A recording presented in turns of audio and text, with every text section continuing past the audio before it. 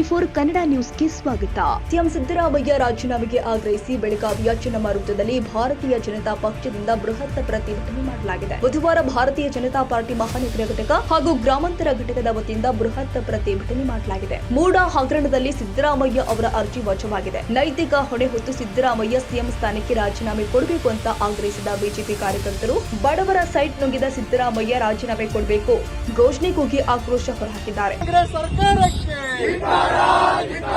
ಜನ ವಿರೋಧಿ ಕಾಂಗ್ರೆಸ್ ಸರ್ಕಾರಕ್ಕೆ ದಲಿತರ ಹಣ ನುಂಗಿ ನೀರು ಕುಡಿದ ಕಾಂಗ್ರೆಸ್ ಸರ್ಕಾರಕ್ಕೆ ದಲಿತರಿಗೆ ಅನ್ಯಾಯ ಮಾಡಿದ ಕಾಂಗ್ರೆಸ್ ಸರ್ಕಾರಕ್ಕೆ ಬಡವರಿಗೆ ಅನ್ಯಾಯ ಮಾಡಿದ ಭ್ರಷ್ಟ ಕಾಂಗ್ರೆಸ್ ಸರ್ಕಾರಕ್ಕೆ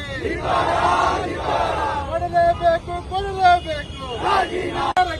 ಈ ವೇಳೆ ಬಿಜೆಪಿ ರಾಜ್ಯ ಉಪಾಧ್ಯಕ್ಷ ಅನಿಲ್ ಬೆನಕೆ, ಮಾಜಿ ಶಾಸಕ ಸಂಜಯ್ ಪಾಟೀಲ್, ಬಿಜೆಪಿ ಗ್ರಾಮಾಂತರ ಜಿಲ್ಲಾಧ್ಯಕ್ಷ ಸುಭಾಷ್ ಪಾಟೀಲ್, ಮುರುಗೇಂದ್ರಗೌಡ ಪಾಟೀಲ್, ಡಾಕ್ಟರ್ ಸೋನಾಲಿ ತನ್ರೋಬತ್ ಸೇರಿ ಅನೇಕರು ಉಪಸ್ಥಿತರಿದ್ದರು. ತಾಜಾ ಸುದ್ದಿಗಾಗಿ ಟಿವಿ24 ನ್ಯೂಸ್ಗೆ ಸಬ್ಸ್ಕ್ರೈಬ್ ಮಾಡಿ ಮತ್ತು ಬೆಲ್ ಐಕಾನ್ ಒತ್ತಿ ತಪ್ಪದೇ ಲಿಂಕ್ ಶೇರ್ ಮಾಡಿ.